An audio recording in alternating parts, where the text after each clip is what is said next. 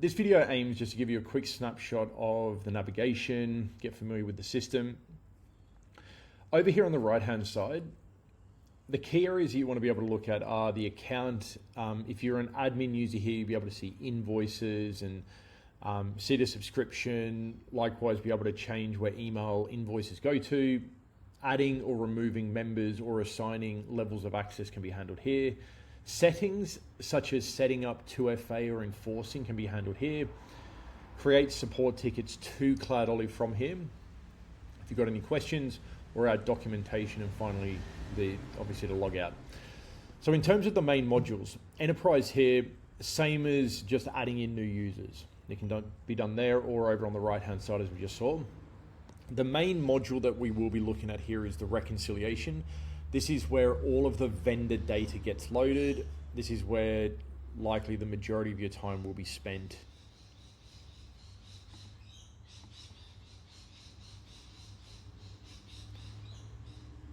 This is likely where the majority of your time will be spent seeing underbilling, overbilling, mappings, and all the rest of it.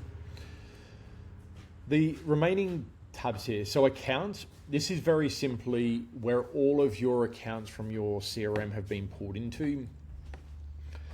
Don't worry that you can see some older ones perhaps, or some legacy things. All of the information lives here, and then we apply filters across the various different modules as we get into it. But we have all of this information here, partly so we can ensure that the syncs have worked, so the volume of contracts per customer have come across. And if you ever see vendor account names inside CloudOlive, it could be that we've simply created one locally in CloudOlive in order for us to begin working on that relevant vendor.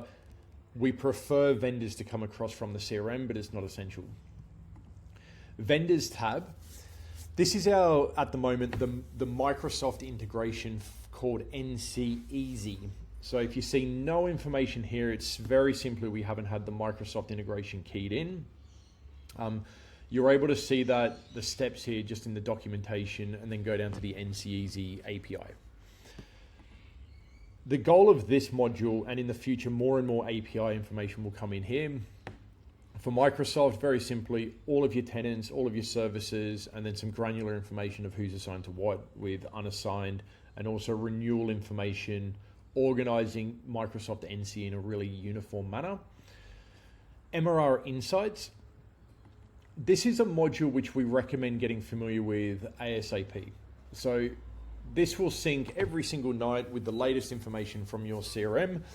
And then here holds every piece of recurring billing information across any contracts or services that you have within your CRM. And one little thing, you can just give yourself a little bit more real estate with that.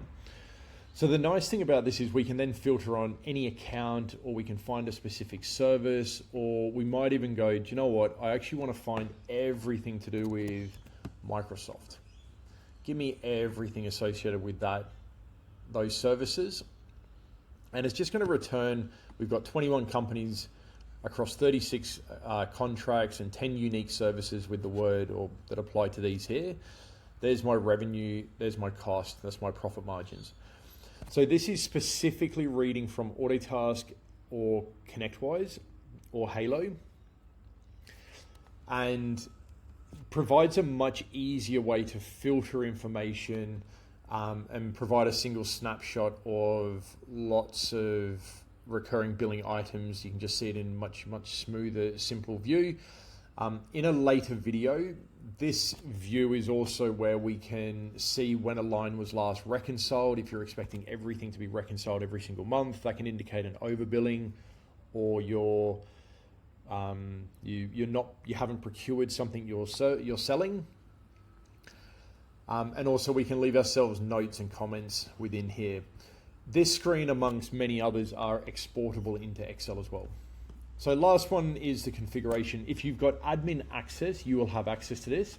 This is where we can key in the APIs, Microsoft or your relevant CRM, and define more custom groupings within CloudOlive.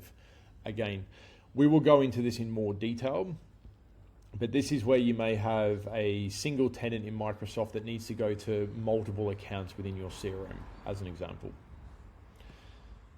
So I hope that gives you a nice clean overview to get started with, and we'll speak to you soon in the next video.